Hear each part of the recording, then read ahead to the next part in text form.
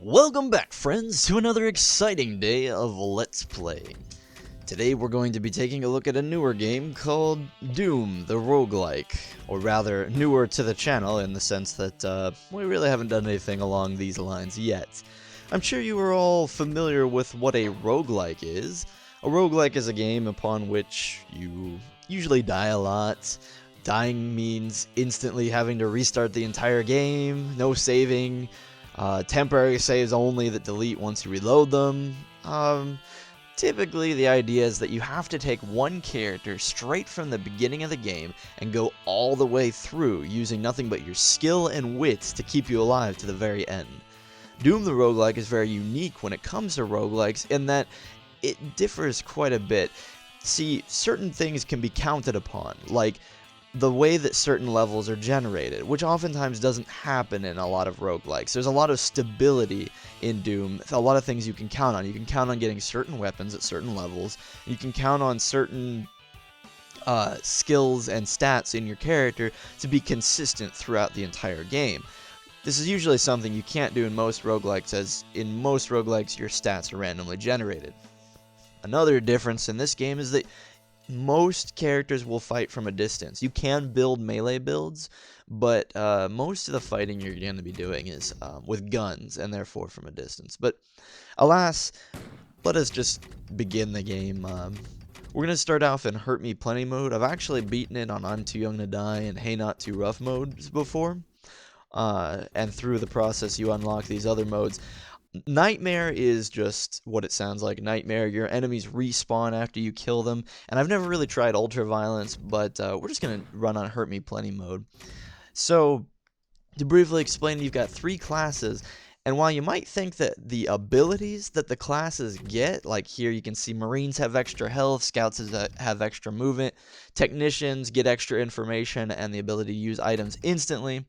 You'd think those would be the reasons you want to pick a certain class, but as I played, I started to realize that I actually wanted to pick the class based on what skills they can initially learn. Like a lot of the classes have skills that overlap, but like for instance, like the Scout can learn the Badass ability, the ability that lets you have more than 100% health, but he can't learn it without learning Tough as Nails first. The Marine, however, just immediately has access to the Badass ability, which means that he can immediately boost his health above 100% right at level 1. So I mean, depending on how you want to play the game early on, also will greatly change what class you want to pick. And then there are skills that each class has specifically to their class. Now, I'm sorry for all that talking. I know you guys are probably familiar with the fact that I'm very exegetical in my playstyle. I wish to explain a lot of things, and so thank you for sticking through me with that explanation. Now, let's try and just jump into the gameplay, because I know we're all itching to get into that. So I actually usually stick with the Scout class, and the reason being is they get this ability called Intuition. Now, putting 2 levels into Intuition lets you see the enemies when they're not even on the map yet, and frankly, I just find that to be much too invaluable to pass up. Alright, so let's see how far we get.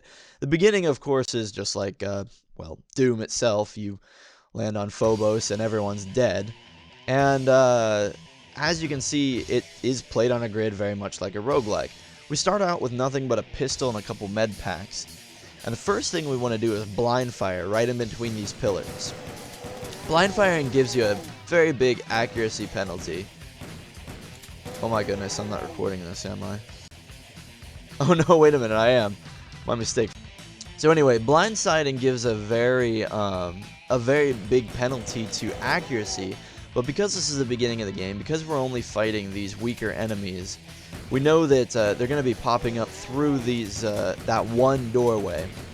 We're just going to fire here a little bit longer, run our bullets dry, and we're going to go over here and pick up the ammo and reload our gun. We could unload every single one of these pistols, but there's really no need to do so.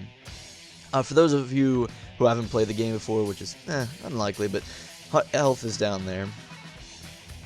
And our goal right now is to kill every enemy on the stage.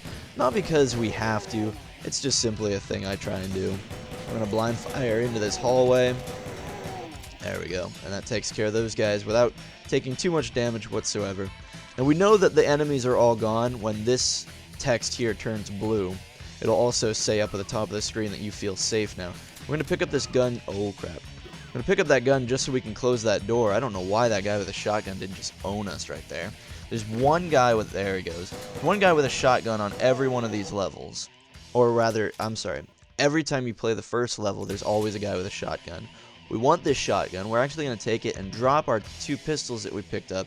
We're going to drop our pistol ammunition until we just have 100. We'll be using the shotgun pretty exclusively from here on.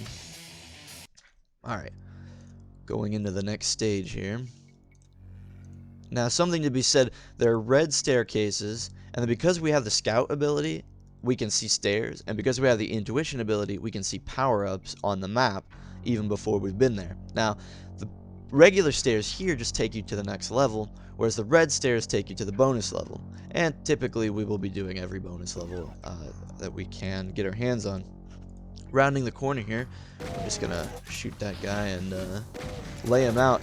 And as I play, I'll be explaining why the shotgun is such a great tool to use here.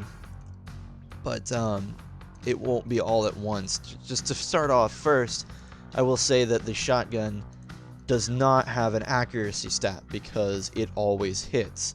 Now, you can probably immediately see why this is a good thing, but it's actually genius the way we're going to be using it in our builds, in our traits here, but I'll get to that when we start actually leveling up.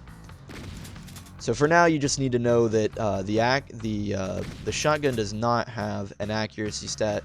You receive no penalty for blind firing into the fog of war. Alright, certain boxes can be destroyed like these ones. Oh goodness. Wow, like I had a lot of health packs and armor. The one disadvantage to using a shotgun is that the effectiveness of armor is doubled against shotgun because shotguns shoot shrapnel. And damage is figured very much in simplistic AD&D terms. You can see here the shotgun rolls 8 dice at 3 sides each, which of course is physically impossible to have a 3-sided die, or at least one that it's impossible to have a 3-sided shape, I'll put it that way. But the best thing to do is to get cover by standing right up against the wall. Now, earlier, you might have seen me shooting, and it might have looked like I was shooting through the wall. Like, take for instance here, say there's an enemy that I know is right here. I can shoot down here. That bullet landed where my cursor is. Now, you're like, well, wait a minute. There's a wall right there. How did you shoot over here? It's because the game simulates the way that in actual Doom, you can jump, pop around a corner, shoot, and then pop back around and reload your gun. And so that's what it's simulating when I quote-unquote shoot through the walls. Now finally we hit level 2 here. We're going to grab our intuition, and that's going to let us see enemies far off the fog of war and even through walls as a little purple asterisk like that. That's going to let us blind fire even better than we are now. Now we got to be careful because there's this barrel here which will explode and deal significant damage to us, but there's a wall there, I bet. Yeah, we can't blind fire that purple asterisk because obviously there's no way to do so, but we know he's there now. We can just fire down here, and it's basically free kills. Now, this is part of the reason why the fact that the shotgun has no accuracy. This is part of the reason why it's so genius to use it in this way. However, it doesn't end there. There's actually another part of it, which we'll get into later. Now, oh, okay, good. We have about 100 shotgun bullets. We need at least 50 when we go into this next room here. And so we need to... I was actually going to pick up a pistol and start using it if we didn't have enough shotgun bullets, but no, we've got plenty here. That green computer I picked up reveals the entire map. Red computers reveal all items on the map as well as enemies. I usually don't like picking up the red computers because it takes the enemies no longer appear as asterisks, and I tend not to see them. But enough about that. We're going to go down here into the special level called the Hell's Arena. In here, you are forced to fight off a horde of enemies, and then you have the options of taking a couple more waves of enemies.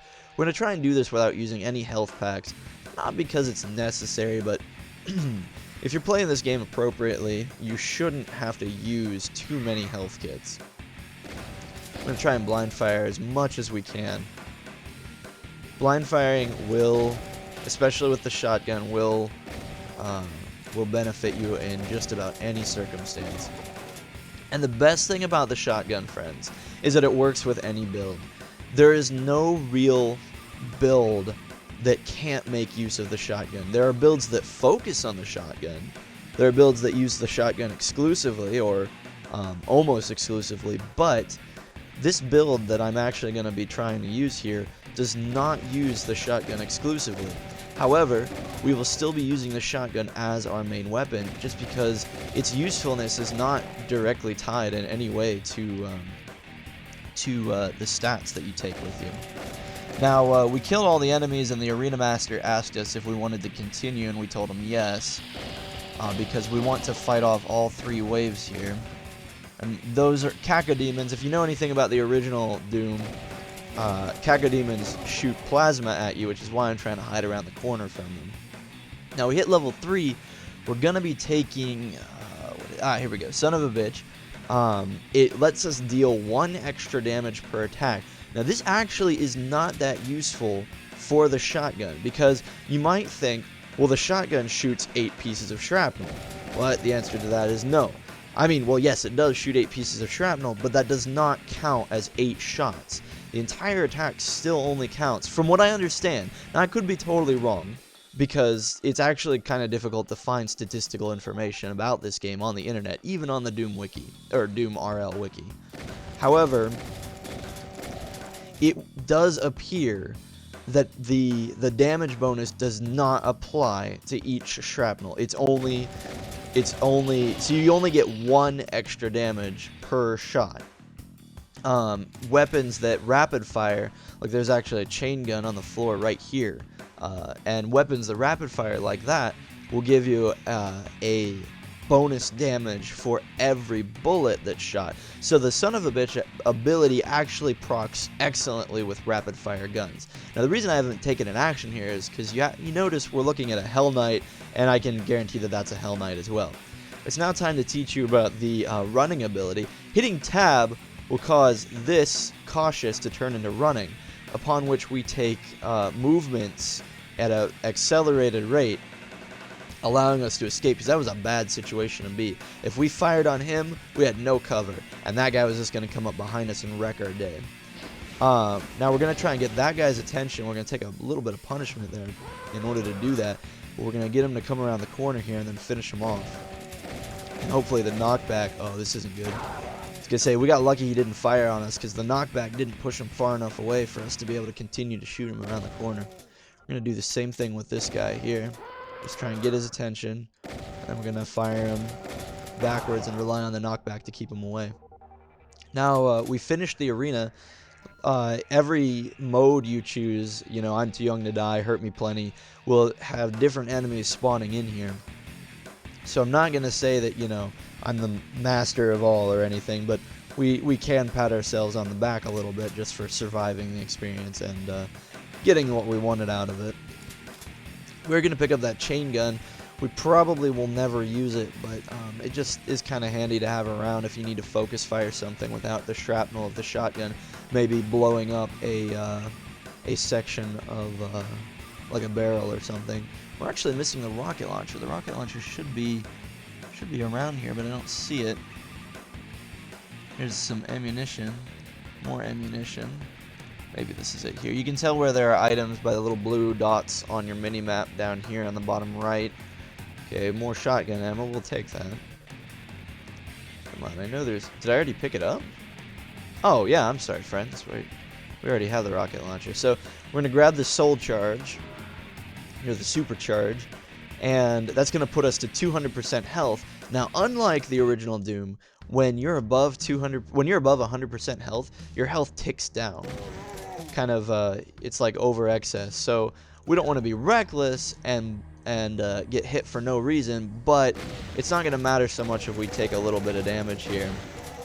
Like I said, well, I'm not going to try to take damage. There's no need to be reckless, but because it will actually damage our armor. Oh, why do we have the green armor? Quick, we did pick up the blue armor, obviously better than the green, so we'll be equiping that.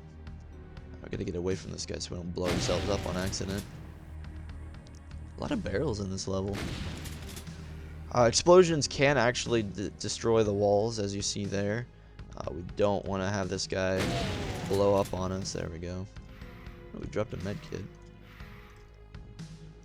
Okay, so far we have gotten lucky enough not to have to use any of our med kits, which is good. It's not mandatory, like I said. Actually, it's very much better to use your med kits to heal you rather than to be stingy with them. Too many times I've died not wanting to use my med kits, and then as I began to play, I realized that later in the game you'll actually just be throwing your med kits away because you just have way too many of them. So don't be stingy with the med kits. Use them when you need to. You know, don't be wasteful with them. Conserve them when you can, but when they're useful, don't back off from using them. Now this is a vault. Usually the vault doors are closed, like that, of course, but at times other enemies will open the vault doors and unleash the enemies that are within them. Vaults have the chance of having some pretty nice equipment. Sometimes you can even get equipment from vaults that you really shouldn't have at the point of the game that you're in. Blue health globes, like the one we just picked up, heal you for 20 hit points and have the ability to push you above 100. As you can see, we're at 106. So many barrels. Sometimes I just preemptively blow them up as I'm doing now, just get them out of the way. Oh, there's also energy here. We can just go ahead and pick up the power cell. We don't need the power cell. By no means do we even have an energy gun like the BFG or the plasma rifle, and we won't be getting one for quite some time. We can just pick it up anyway.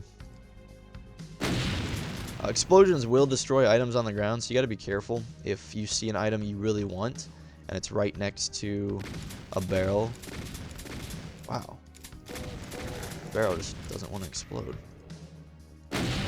Anyway, so if you see an item you really want and it's right next to a barrel, you got to be careful not to explode the barrel for obvious reasons, because you'll lose the item. Sometimes levels just have a lot of barrels like this. Regular demons here are the primary melee enemy of the game. They function, you know, nearly identically to the way they do in actual Doom. They just charge at you, and if they get close, they can deal a lot of damage. Best thing to do is just keep them away. And that should be it for this level. We won't see another secret level till Phobos level 5, so we can just take the normal stairs here and continue on. At the beginning of every level, I read statistically why this happens, and it has to do with an invisible stat called energy. And I won't get into the details because I can't really recall exactly what it is myself, and I couldn't do it justice. But essentially what it is at the beginning of every level, your energy is to the point where you can take your actions, but every enemy's energy is set to 0. Excuse me, sorry. And because of this, you get a couple free actions at the beginning of your round. So instead of worrying about that guy, well, actually we probably should worry about that guy, but instead of running away from this Cacodemon, I think I'm going to clock us up to running at to the running stat here. We're going to move, I'm going to use actually the keyboard here to take care of this. We're going to move, no, I don't want to choose a weapon. Okay. Alright, we're going to move down here so that we are not exposed to that guy, and then we're going to take pot shots at this demon here. Now, running actually gives you a status, or I'm sorry, not a status, an accuracy penalty, but, surprise, surprise, we all know we're using the shotgun, so we don't actually receive that penalty. Another reason why using the shotgun is just genius. I wouldn't call a shotgun OP. Well, I might just call it super viable. Now, you saw we had 2 pairs of boots here. And we actually just immediately equipped the steel boots there. These boots, these protective boots, are actually better. They protect your feet better. But frankly, there's a couple reasons why I'm not going to take them. Number one is, I really don't plan on stepping on acid or fire or lava or anything that can kill us. And the boots defense only applies when you step on a hazardous material. It does give you a resistance to knockback, which I'm sure these boots would give you a better resistance to knockback. But since we're not running a melee build, knockback isn't that important to us. We're just going to drop our green armor here. Knockback isn't that important to us, and so we're left with literally just the defense. And we aren't concerned with the defense. So, the reason we take the lower level boots is because later in the game, we can take the... Oh, we took a lot of unnecessary damage there. Later in the game, we can take the lower level boots and upgrade them into... well, you can use it to upgrade into many things, but we're specifically going to aim for upgrading them into tactical boots. And I don't know why that health globule did not explode when that barrel exploded, but we will count our blessings. Okay. Remember that part about not being stingy with your health kits? Yeah, I'm being stingy. So we're going to use one of our small health kits in order to bump us up to 76. So long as you're above 50, especially on the lower levels, you're really going to be fine. You don't need to worry about it. A lot of explodable boxes here. Of course, you've seen this already, but the reason you blow them up is because oftentimes there's usable items inside of them. Okay. It's like a box maze here. Gotta be careful not to... Yeah, okay. Gotta be careful not to get crossfired. Have some enemies come up from both sides of us. Well, that seems to be the end of this. Excellent. Leaves us free to search the rest of the level and move on. Alright, level 4. Secret level on the next level. One that I particularly don't like. But we'll move our way through. Now, as I explained earlier, this is a roguelike, so chances of me being able to actually win this, pretty low. But that's okay. I actually considered practicing this game so much to the point where I could more or less just win every time I play.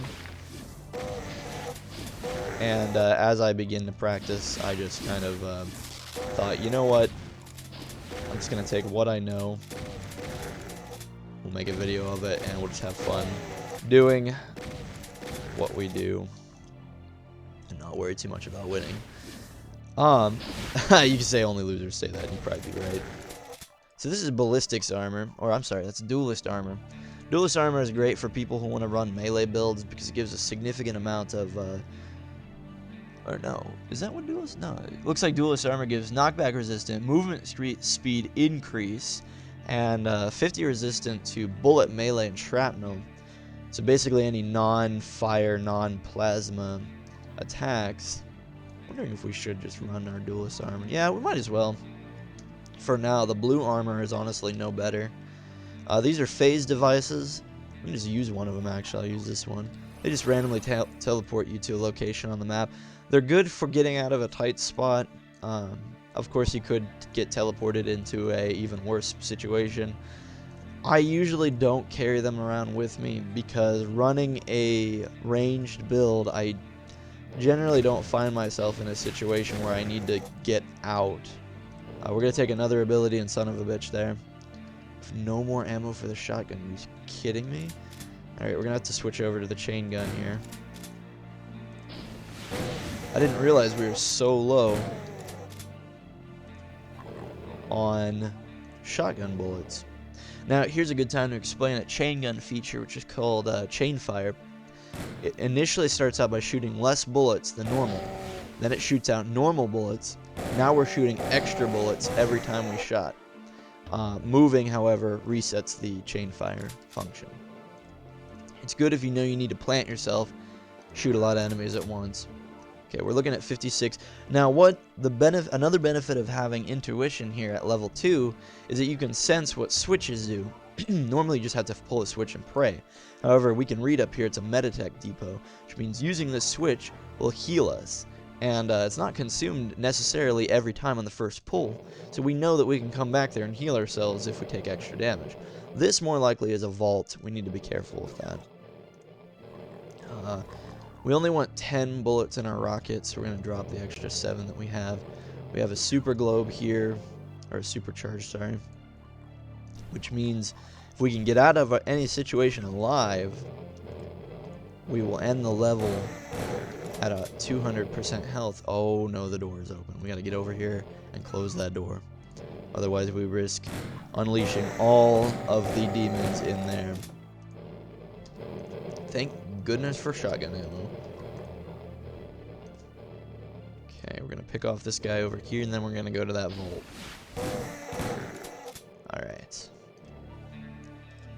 Now, I've gotten myself killed more times than not opening a vault filled with demons, because I think, oh, they're just demons. I'll just shoot them as they come and I'll knock them back and it won't be that big of a deal.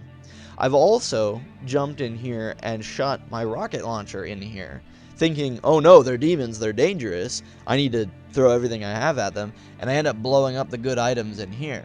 So, what we need to do probably is run ourselves with the shotgun for the knockback, and we'll open the door, take a shot, and then close the door. We'll let them run around and do whatever it is they do until they're not close to the door again. We'll open the door, take a... Ah, shoot. Okay, well, we're going to take a lot of damage now. Yep, we're at 70. Oh, wait a minute, we have the duelist armor. Forgot completely about that. That's going to really cut down on the damage we're taking here. I thought we were going to have to use all sorts of medkits and stuff, but no. That's excellent, friends. We dodged the bullet, so to say, by having that duelist armor equipped. Now we found some red armor, which is good for this part of the game. We're going to drop our blue armor, and we're going to use this combat shotgun, which is one of the most amazing weapons in the game. We're going to later build it into a tactical shotgun, which is even better. We're going to grab the supercharge, and then we're going to run over here to the red stairs. Now, let's just take a quick recap, because I feel like we've been doing a lot of things, and I've been doing a lot of talking. We have the shotgun, which we actually no longer need this shotgun. We're keeping the rocket launcher for later. The chain gun we're keeping for when we accidentally run out of bullets from the shotgun, which, surprise, surprise, it looks like we're about to again. And we're keeping it for when we need to pinpoint fire. The red armor is just a good armor. We're going to keep it for now. We're keeping our 10mm bullet ammo because we're low on our shotgun ammo. Keeping the rocket bullets for later. We're keeping the power cell for later. We have an excess of small medkits right now. We don't need this many, so I need to remember not to be stingy with using them. We're keeping the phase device because we have nothing better to equip. Oh, and we have a shell box. Okay, we might actually use this shell box. What you do is you put the shell box in the prepared slot, and that lets you reload your shotgun at a very quick rate, and it of course provides 100 bullets. Now, I'm wondering if instead we should just go with the chain gun to conserve our bullets, because we might use that shotgun shell box later. Well, let's try it. We'll start off by just using the chain gun, and if we find it just not working, because the chain gun does receive an accuracy penalty for blind firing like this. Its range also isn't as long, if I remember. Now we're in the chained court, and you might be wondering, well, why, Chezni, that appears to be a chainsaw down there, why are you not picking it up, you fool? And the reason is because picking up that chainsaw heals you, and we want to try and deal as much damage to these guys now and save that chainsaw healing for later. Now there are two reasons why we're doing what we're doing. First off is we're trying to whittle these guys down without taking any damage ourselves. And that of course makes sense because, well, not taking damage is a good thing. The second reason is we are specifically doing it on this side of the map, not this side. And the reason being is that, I don't know if many of you remember this, but in Doom 2 there were creatures called Archviles. And Archviles are a pain in the butt. You want to kill them as quickly as possible, because what they do is they resurrect their fallen allies. And so one Archvile and a room filled with enemies can mean a very long combat if you handle the situation poorly. The Archvile, well, he's called an Arena Master, but he's an Archvile. The Archvile is over here.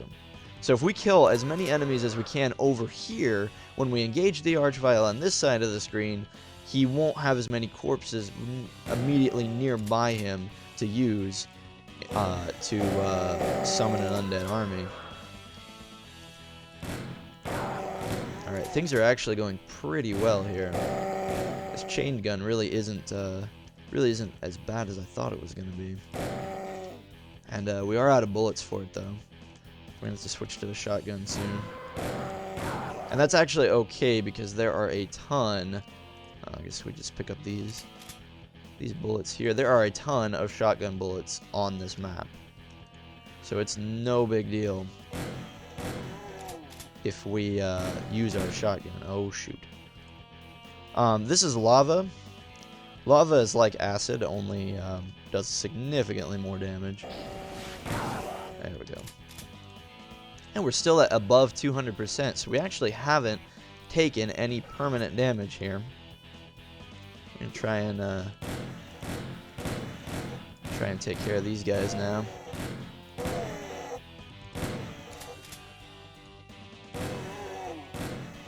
Alright, all together, that went pretty well. There are a couple bad things that can happen. They can get smart and start coming through these directions and opening up the doors behind you while you're over here.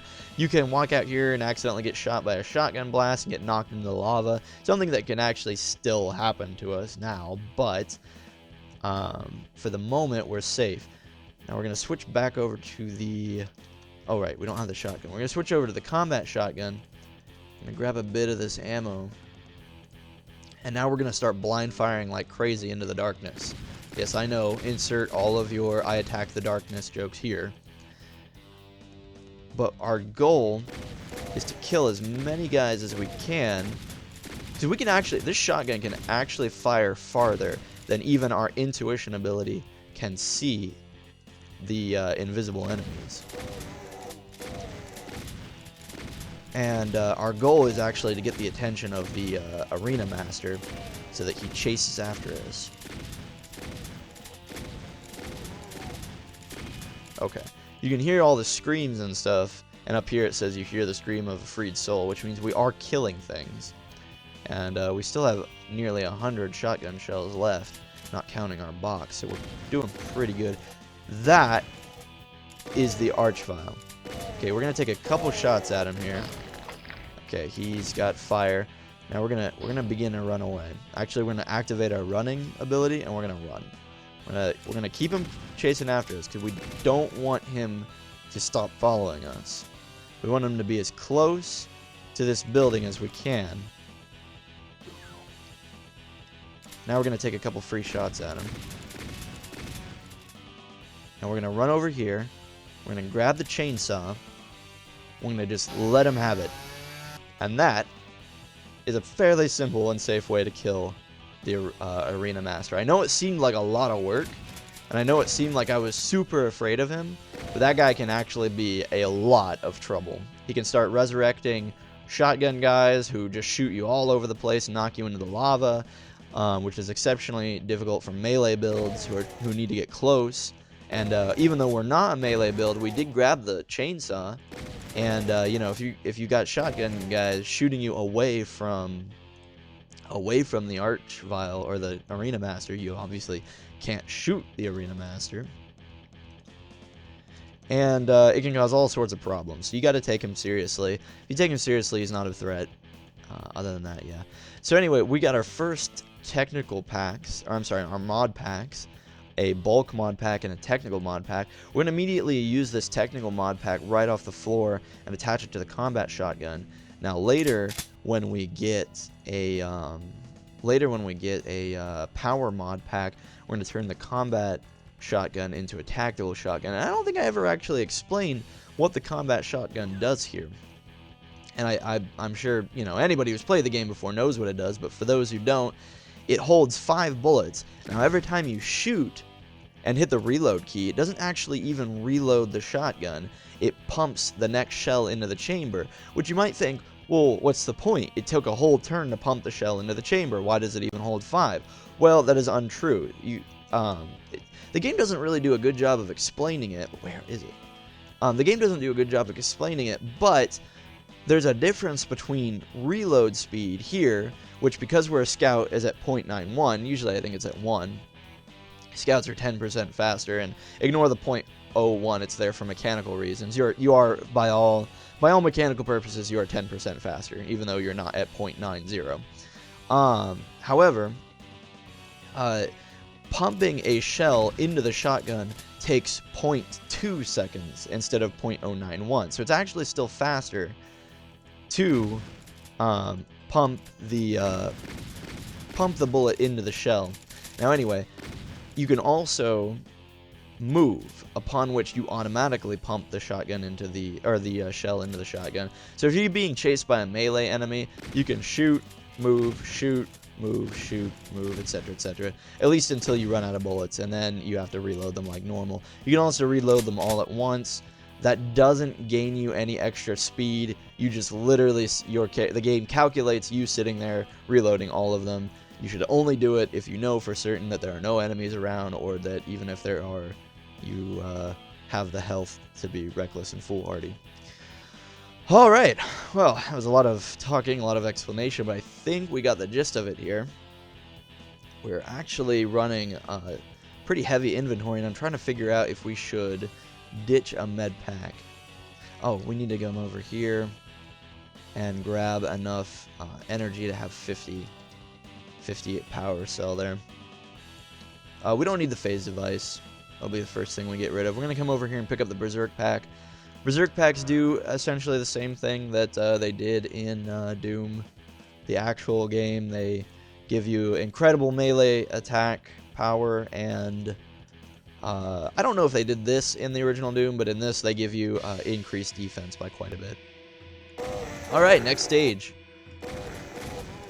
Now with this combat shotgun, we should be making really quick work most of the enemies here. Oh, we have no armor. We lost our armor. So we're going to be running that red armor.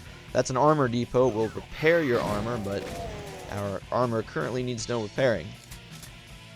Let's try and pick this up. We're going to reload our chain gun and keep 100 ammunition there. Okay.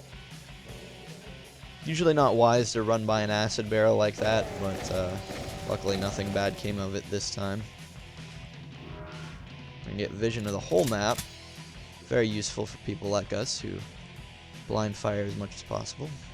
And really, blind firing isn't a very...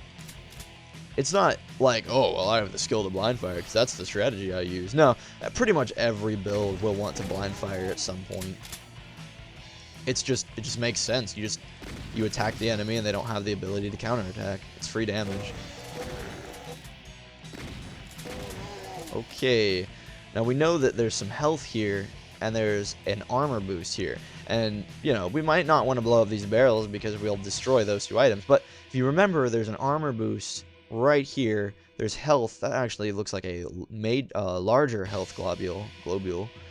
And because of that, we are not going to care one way or the other if we blow up all of that stuff, because it just wipes out all those enemies there. We are level 5. Now, what do we want? We want the cat eye ability. That's what we've actually been building up for this whole time. And by putting 2 points into SOB, we gain the ability to take Trigger Happy.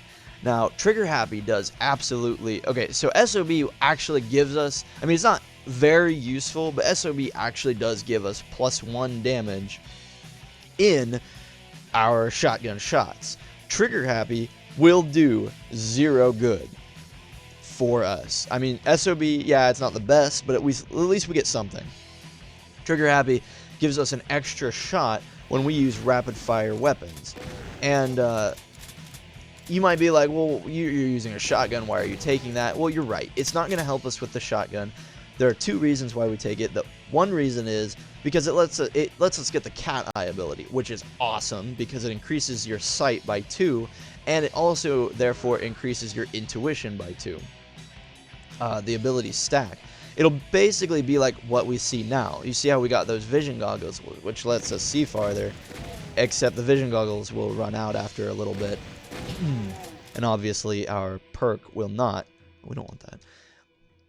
The second reason we take the Trigger Happy ability is because there are situations where the shotgun is no good. Either the enemy has a lot of armor, or the enemy just has a lot of hit points, and we need to pump out the damage as quickly as possible at a pinpoint location, as accurately as possible, etc., etc. And that is why, even though we are running heavy on the shotgun usage, we're actually going to be building a rapid fire character. And I think that myself is a rather intelligent maneuver. I can't speak for the higher levels, The game does get more difficult on the higher levels, but I'd say that this kind of logic probably works in a lot of situations. Use the shotgun because it can really be used in any build.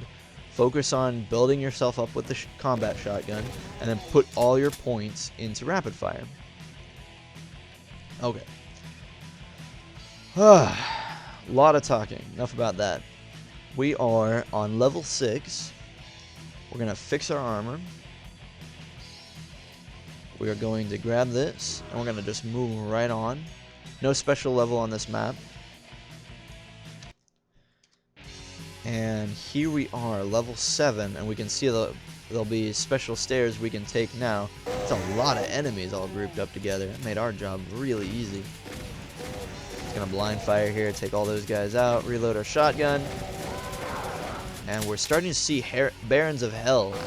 Now, I've been doing a lot of talking, a lot of explaining. It's gotten to the point where you pretty much know the basic mechanics of where we're going with this. So I'm going to be freed up a little bit to just kind of blow through these levels. You know, there are certain things I could be explaining, but we're going to just pick up the pace a little bit. And I'm not going to explain necessarily every single action I take. Now, this is a really bad situation to be in.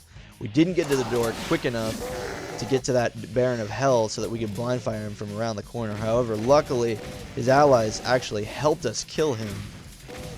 Those imps over there helped us kill him by firing into us. Which is a good thing.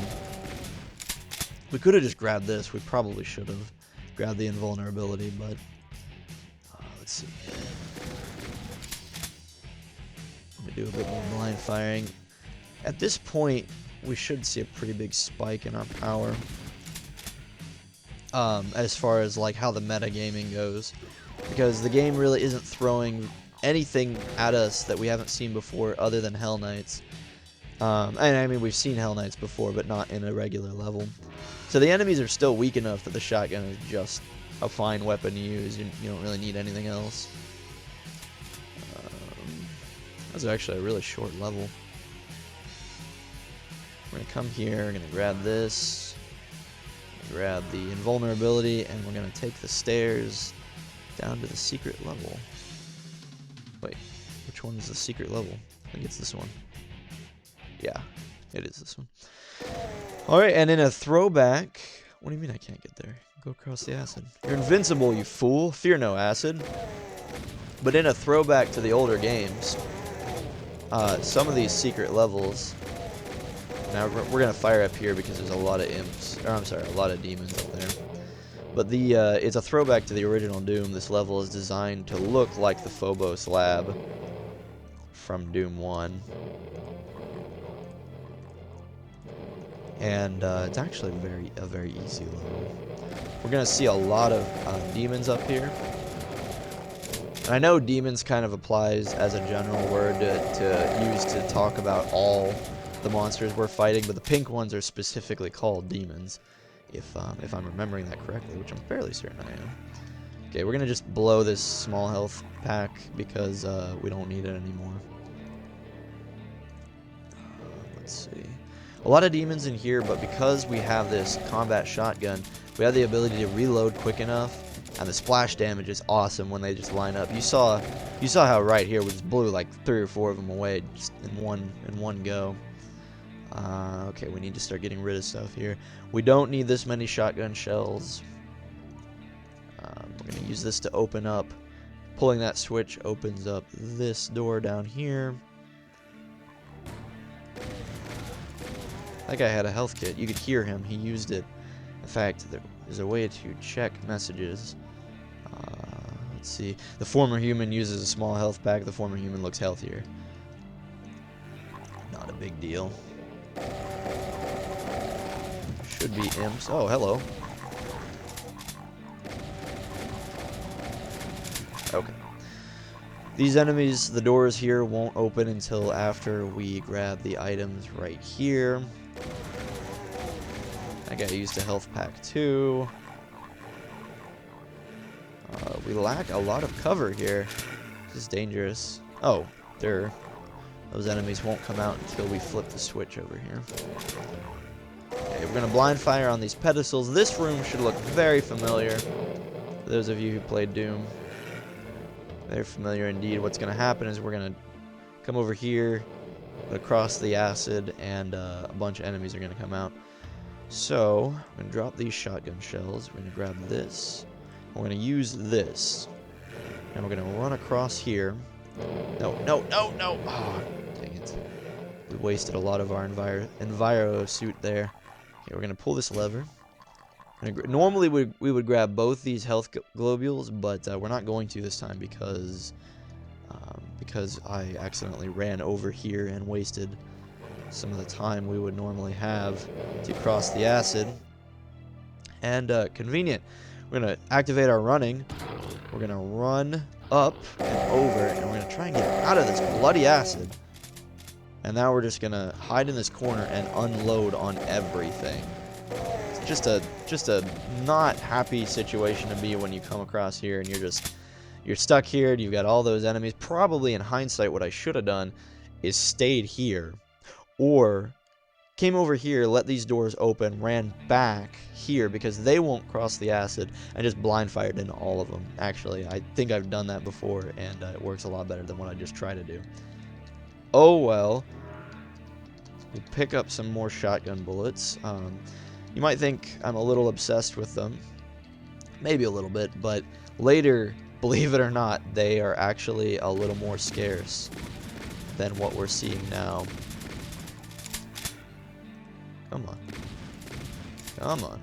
Oh. Wow, I feel dumb. There we go. Anyway, later we will actually be desiring some shotgun bullets. So finally we get that cat eye ability I was telling you about. No need to explain why it's good because we've already done that. And that's the last enemy here. Ah, and finally we get that power pack. So we're going to use this, apply it to our combat shotgun, and create the tactical shotgun. Then we're going to take this agility pack off the floor and put it on our boots. And that's going to give us some extra speed, movement speed, which is always good. Blue armor here, we don't want it. Combat shotgun, we don't want it. We're going to use this globule. I can't say the word. We're going to hold on to this environmental pack for later. Arena's Master Staff. Actually, we can just use it. The Arena Master Staff.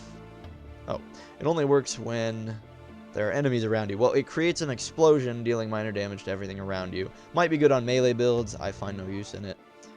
And I believe we are good to go. Sorry. All this talking is kind of throwing my internal dialogue with myself off, upon which I usually strategize everything, so I'm trying to make sure I haven't made some really stupid mistake.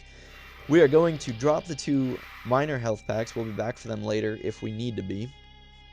We are also going to unequip our current red armor. We're going to drop it on the ground.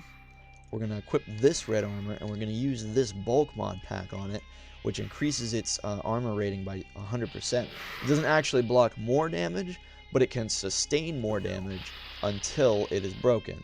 Now here's a tricky spot. We need to move 12 spaces over from the door. So 1, 2, 3, 4, 5, 6, 7, 8, 9, 10, 11, 12. We're going to activate our ability to run. We're going to take one more step. It's going to open up these doors, and we're going to run like the dickens back the way we came. It doesn't hurt to move a little bit diagonally. It throws off the trajectory of some of their bullets, and the lost souls have a harder time tracking with you. Now we are going to close the door and thank everything that we have because they do not have the ability to open doors. We use one of these health packs, and we're going to open the door, blind fire, close the door. And this is just what we're going to do. Oh boy. This is what we're going to do for this part of the game. I forgot to mention, the reason the tactical shotgun is so good is because we no longer need to pump shells. Observe. We have the ability just simply to shoot. No penalties, no nothing. So, open the door, blind fire a bit, close the door. And you can honestly see why this tactic works. It's a no-brainer tactic. It just, you know, it's what you do. It's cheap, but at the same time, it is what constitutes a strategy in this game. So, doing that really won't have you encounter much of a problem. We could save these health packs for later and try and conserve and make sure we leave the level at 100% or whatever, but we're not going to really worry about it now.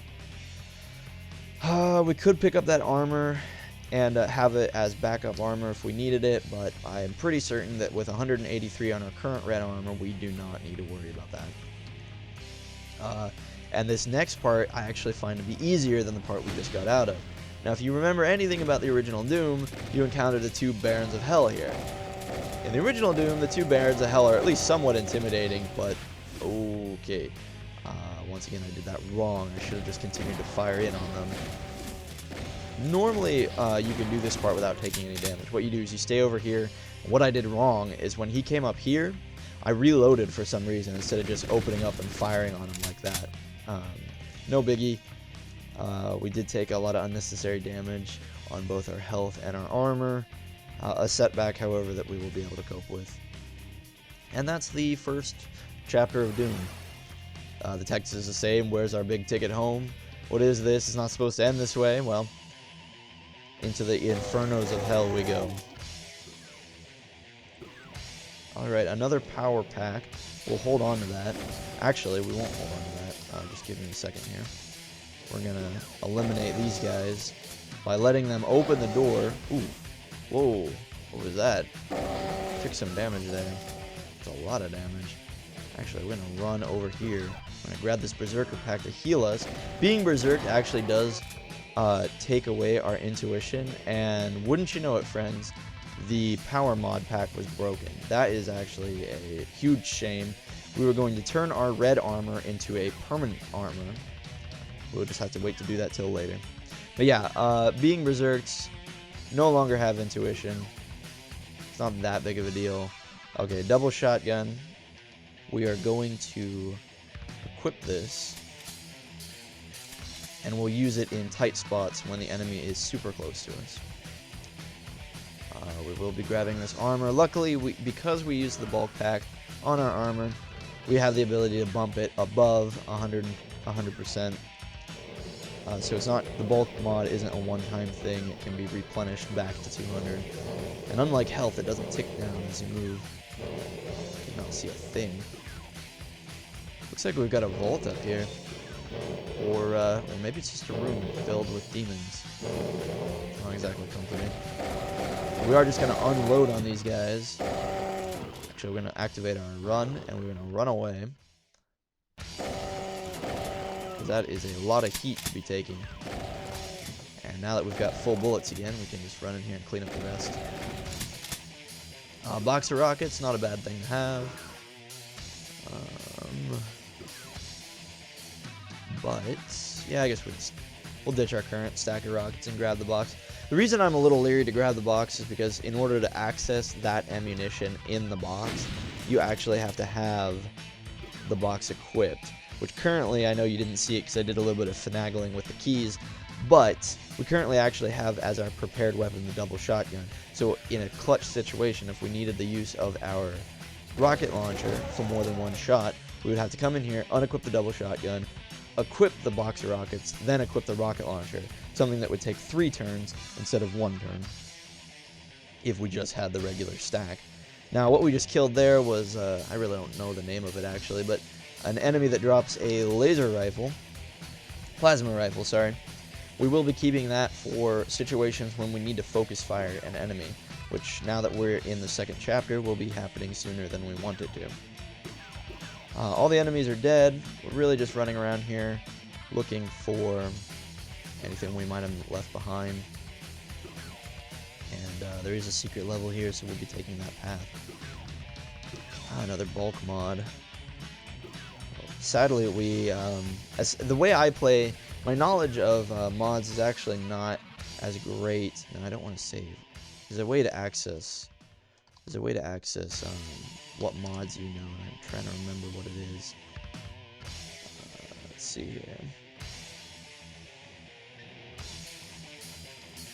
Oh no, we're not interested in that. I believe they're called What is it called? Ah, assembly. Here we go. Here's all the assemblies that I've done before. I've never played Tactician long enough to get any of the advanced or master assemblies. I've read them up online, though. They do seem interesting, but they're just not something that I want to do. Because we aren't going to be taking the WizKid ability, we are limited to this right here, this basic assemblies.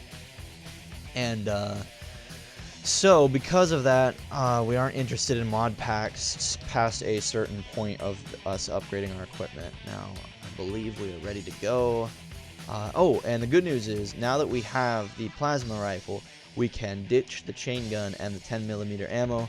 We no longer need that. In fact, we're going to come over here and grab our shotgun ammo. Oh, and I almost forgot the supercharge there. Good thing we came back. Right now, we're just really snooping around for shotgun ammo. Let's see again. I don't see any more. This is what I mean. You get to the point where you fight a lot less former humans, and therefore, by default, get a lot less shotgun ammunition. And the only bulk mod pack that I'm interested in using is on our red armor, and since we've already done that, we don't need to pick up that other one. Actually, at the moment, in order to complete the build that I want, the only thing we need, as far as mods go, are a power mod and another agility mod. Now, I will take other power mods, and actually, if we can get our hands on a sniper mod and a power mod, we get this awesome shotgun that shoots out plasma, and you can just shoot through walls. It's great. That, however, is not something you can really count on. Probably the only class that you could play that you could count on getting a sniper mod pack along with a power mod pack would be the technician class, because they gain the ability later in their build to disassemble weapons and get mod packs out of them. Now, we finally got our last agility mod pack. We're going to assemble the tactical boots. What the tactical boots does is gives us a 15% movement speed, which is nice. Being that we are the scout, that stacks with our 10% bonus in all speed. Obviously, the boots don't increase like reload speed, they just stack with movement speed, but definitely a useful thing to have. We're looking at a minigun here and a missile launcher. We're going to drop our rocket launcher and grab the missile launcher. There's a rocket launcher and just a regular shotgun. The minigun is not a bad thing to take with you if you want to go down that route. If we had not picked up the plasma rifle, I would totally go with the minigun. The plasma rifle actually does more damage and penetrates more armor. Ammunition for it is harder to get a hold of, however, so that's the trade-off. If you want to use the minigun, you're going to have a lot more access to the ammunition you need, but because we're only using the laser or the plasma rifle in clutch situations, we don't need a whole lot of ammo for it. Finally, here we have our last power mod pack that's going to complete all the mod packs we need, and we're actually going to use it on our armor to assemble a red nanofiber armor. Now you might think, Chezni, why would you do that? Because as you can see, our armor rating went from a score of 2 down to, an armor rating of 4 down to 2. And you're right, we take a cut in half the armor. But the reason we do this is because I've tried all the while I'm setting up this build, what I'm aiming for is consistency. True, we can wear our red armor. We can have a great, awesome 4 armor. But in the grandest scheme of things, playing smart is a lot better than having good armor and playing dumb. And because of that, I really like consistency in my builds. And I would much rather, eventually, our red armor would take enough damage, it would break. And sometimes it happens when you least expect it, or in the worst cases possible, such as, like, maybe you walked next to a barrel, or maybe you opened a door and there was a barrel there, and somebody fires a plasma blast at you, and you explode, and it does a chain reaction, explodes everything around you, you take colossal damage, your armor takes colossal damage, and you're left without armor, and suddenly you're surrounded by, like, cacodemons or something. That is a terrible... Now, that's not going to happen to you every time. Most of the time, if you're just wearing red armor, you're going to be fine. I'm not trying to play scare tactics here. But it does happen. And in a roguelike, it's almost Murphy's Law. I'm actually going to pause here because I want to explain these, but it's almost like Murphy's Law. What bad can happen will eventually happen. And because of that, I much prefer to have a stable 2 armor. And oh my goodness, for those of you who don't know, I completely forgot to explain, nanofiber armor doesn't break. It has no percentage. It will never damage. It will just be a flat, passive 2 armor. I never have to worry about finding other armor in the game. I don't have to worry about it damaging, running out, healing it, etc, etc, etc. So now you understand. That is why I choose to go with the nanofiber red armor. Okay, now we've encountered our first Arachnotron. Arachnotrons are very much just like we know them in Doom. They fire plasma rounds, and they drop plasma rounds when they die. They actually have quite low hit points, all things considered. So if you can get a couple good shots on them, it's really not that big of a deal to take them out. Now, now that we've completed our cat eye build, we really have the freedom to go down kind of just anything we want. And I'm gonna actually take a look here and think, like, what do we want? What do we want to do? We could go with finesse and have faster shots. That wouldn't be a bad thing. I would take reloader, but unfortunately cat eye blocks reloader, meaning that we can no longer take our reloading ability. Hell runner makes us 15% faster, so we would actually move with a bonus of 40%. In fact, I think I'm going to take that. We are just going to be the fastest moving character we can be, and that is going to allow us to run out of very sticky situations. It also has the bonus of giving us a 15% chance to just dodge bullets, which is, I mean, hey, who doesn't want a 15% chance to dodge bullets? Okay, so long as you come around the corner and blind fire into these spider demons or arachnotrons, they usually don't pose that much of a threat. They can actually deal a lot of damage if they get a lock on you and start chain firing their plasma into you. Okay, things have been going fairly well. Nothing terrible or quite terrible has happened. The problem now is we're going to be running into a monster from Quake. I know, Quake of all things. And make sure you pull those switches first so that you can come over here. We're going to activate our running ability. We're going to pull this switch. Oh, I thought the whole wall dropped. We probably didn't need to activate our run there. But we're going to run out of here. We're actually going to drop some of these shotgun shells. And, oh, hi. And we're going to pick up the energy you saw there. Okay, this is a Shambler, and as far as I know, Shamblers have never appeared in Doom, or at least they don't appear in Doom 1, and I'm almost certain they don't appear in Doom 2. They are a monster from Quake that shoots lightning, and also, from my knowledge, they never teleported in Quake. However, the programmers of this game have decided to create a highly hit-pointed, heavily armored monster. Well, I don't know actually if they have armor, but they have a lot of hit points, and they're very hard to kill with the shotgun for 2 reasons. A, they have a lot of hit points, and B, they teleport. So if you try and get close to one like we are now, it'll just teleport away eventually, and making it very difficult to find cover. It's almost impossible to blind fire at these guys. These guys are dangerous, and what's even better is there's 2 of them. So I'm going to take one shot here. He's going to hit me with a rocket. Apparently they don't shoot lightning. And we're going to just fire as many times as we can, blind firing here. And see what I mean? This is just a bad place to be. What we want to do, actually, is we're going to unequip the double shotgun. Yeah, we'll just drop it on the floor. We're going to equip the plasma rifle.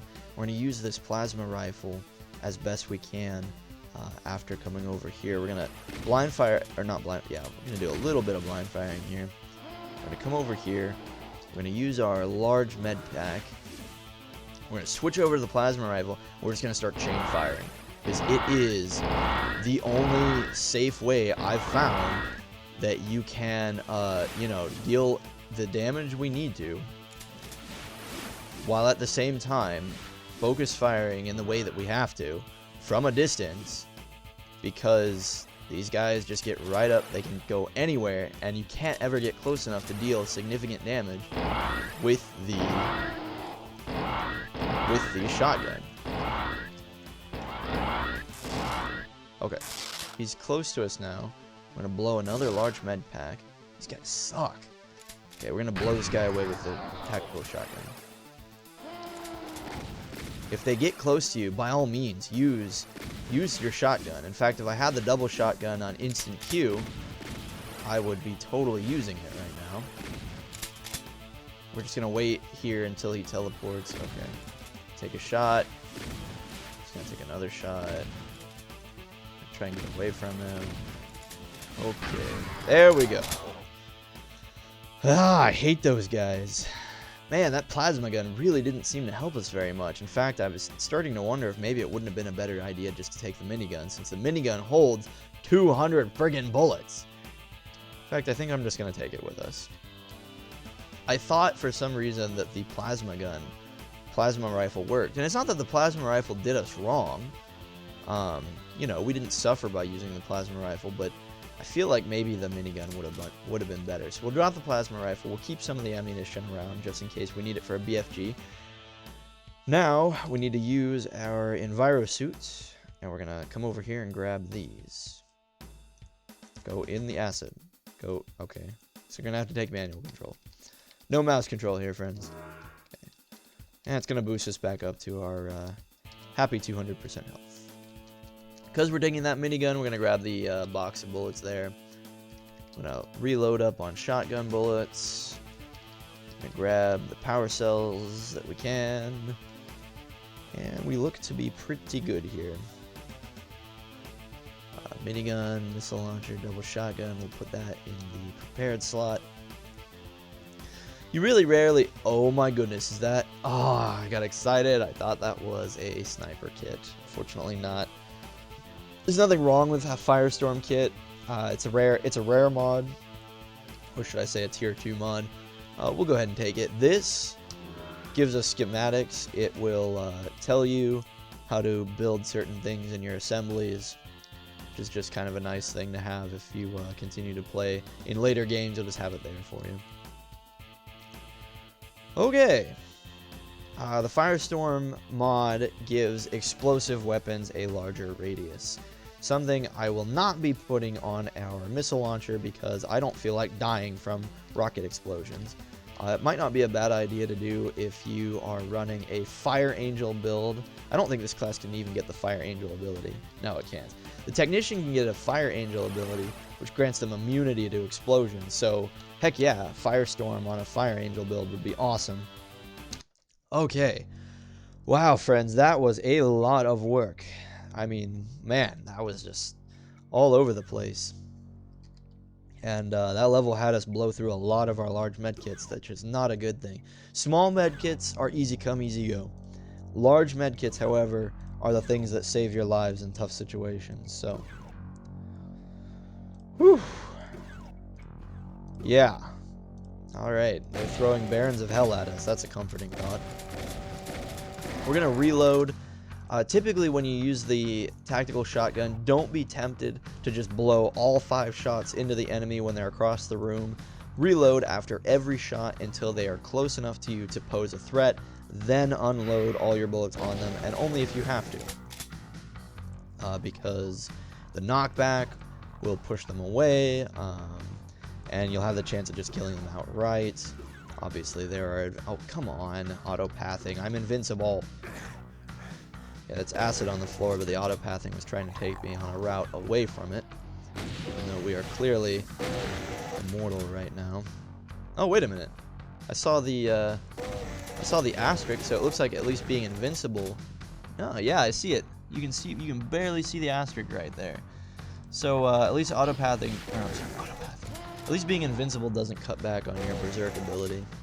Gosh, darn it, Ian, use your words. Sorry, Chezni, use your words. Being invincible does not negate your intuition.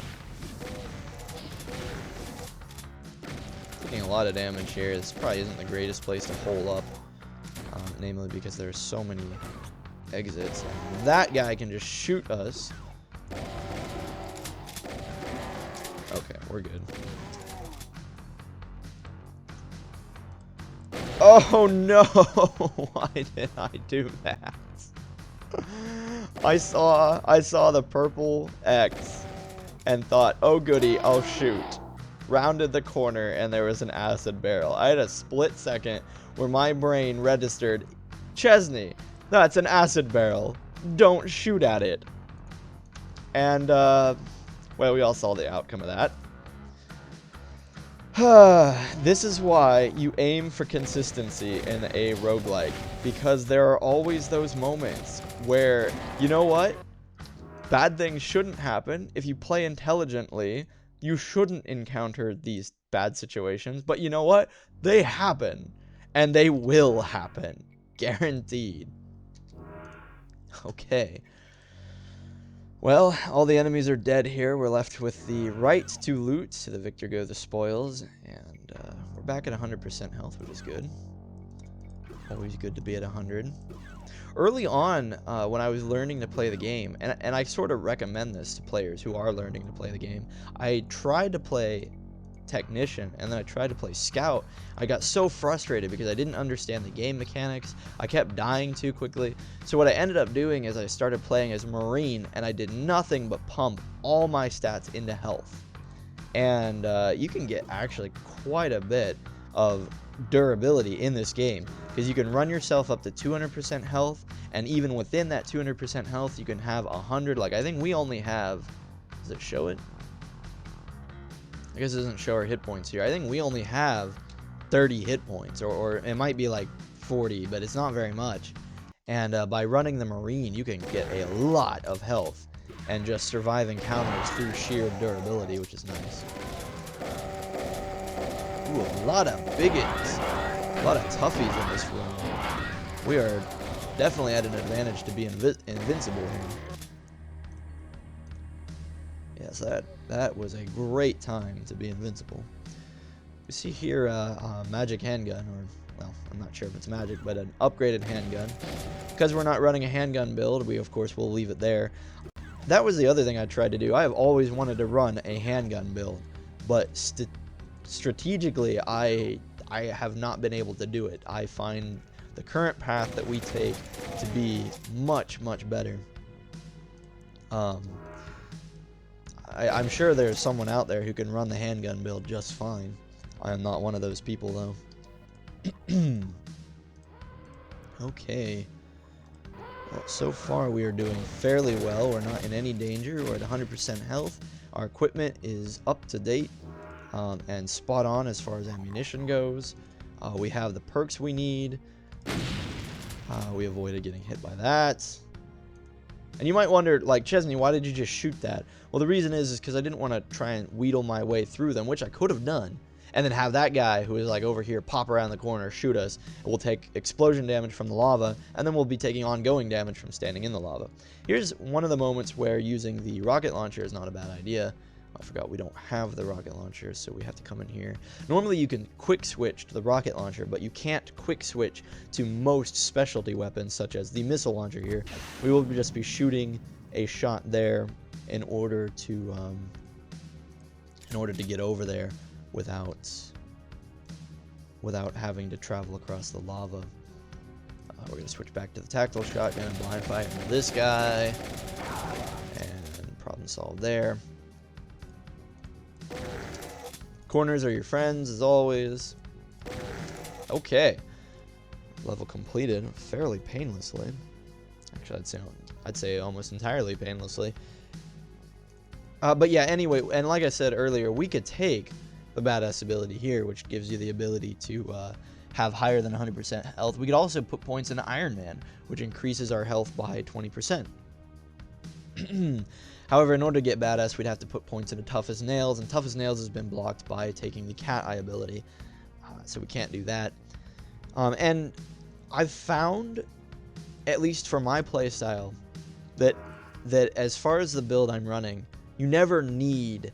It's nice to have more than 100% health, but so long as you're doing what your job is and you're doing it right, you never need to have higher than 100% health, because you shouldn't be getting shot with this build.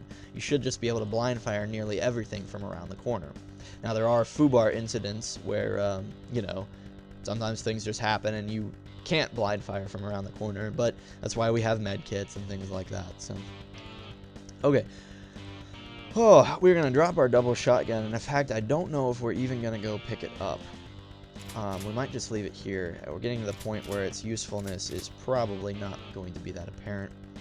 We're going to, let's see, we're going to unequip the tactical shotgun for now in lieu of these boxer rockets. Now this is what I mean. I'm getting nervous because I no longer have my tactical shotgun equipped.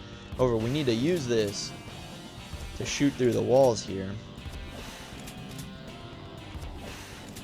And we got to be really careful because we want to make sure that we shoot through the wall. Okay, we are through the wall, and we do not want to aggro the guys on the other side of this wall before we are ready. We're going to get rid of the missile launcher. Not rid of it, but we're going to unequip it because we don't need it right now. Might actually not be a bad idea to keep the minigun on. Now I'm trying to think if we really want to do that. No, in fact, minigun wouldn't be a bad idea, but we're going to run with a shotgun shell box strategy right now. In which case, we are going to shoot and reload at an incredibly, well, we're not going to shoot at an incredible speed, but we are going to reload so fast. In fact, I'm actually going to wait a few turns to let them get a little closer so that our shotgun actually does a little more damage. Shotguns do more damage the closer you are to them because of the spread of the way the spread of the shrapnel works. Okay, another level gain. I'm going to take another point in Hellrunner, I think. Letting us move 55% faster even without activating the run ability. Man, we're just reloading way too quickly. We need him to be closer so we don't just blow through all of our shotgun shells. And I know I explained earlier, but that's just giving us, you know, having the shell box in the reloads, or in the prepared slot, is giving us an insane amount of reload speed. And so we're actually just going to wait here. And you might think, well, Chezni, if your reload speed is too quick, why use the shotgun shell box at all? And the reason is because sometimes, once again, it's that Murphy's Law thing. Sometimes an enemy, you get like 3 barons and they all rush you, and you're trying frantically to shoot them back, and it just doesn't work. And like one of them gets right here, and you shoot them off at an angle, and they're suddenly here, and they're firing at you, and you can't blind fire them, and you can't fire at them from around the corner. And so you just need that extra reload speed. Like this guy here, see, we can't hide here because he has a complete line of sight with us. So we're actually gonna have to come over here. Now, if he had popped up while we were over here fighting like 3 other dudes, we would have been in trouble and we would have needed that reload speed. Luckily, that didn't happen. See, like, I was dumb and did that. And this is a time when we're gonna need that reload speed. Should I come over here and try and do it from here if we can? Hey, ugly. Ooh, took a lot of damage there. Alright, hopefully we can do this without getting hit. Alright. Oh my goodness, how many of you guys are there?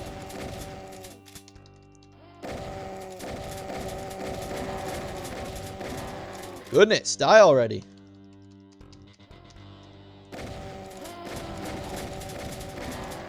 Alright. Is that the end? You can actually kind of use the speakers, especially if you're running in stereo, to tell if there are more enemies or not, because, well, I mean, obviously there are more enemies, but you can tell what direction they're coming from, how close they are, etc., etc. Can this guy still fire at us from here? I'm sure he can.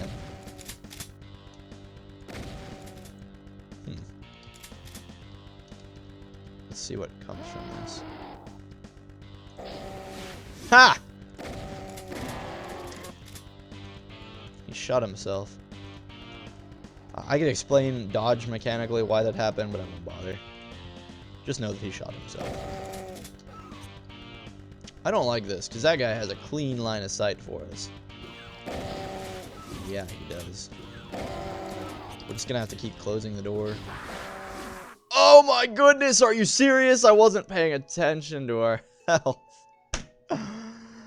Oh no. Oh, that's how most games end, isn't it? Oh boy. Well, friends, that's Doom the Roguelike. Yes, indeed. And I hope I explained things in a way that you were able to understand and benefit from. Tactically, I might come back into this later. Well, I mean, you know, if I drop into this later, I won't. It'll be a much faster run through, and there will be much less exegetical work. But yeah. Oh well. Well, that was a lot of fun, friends, and I hope you had just a little bit of fun too. So stick with it. And let's keep the Let's Plays rolling.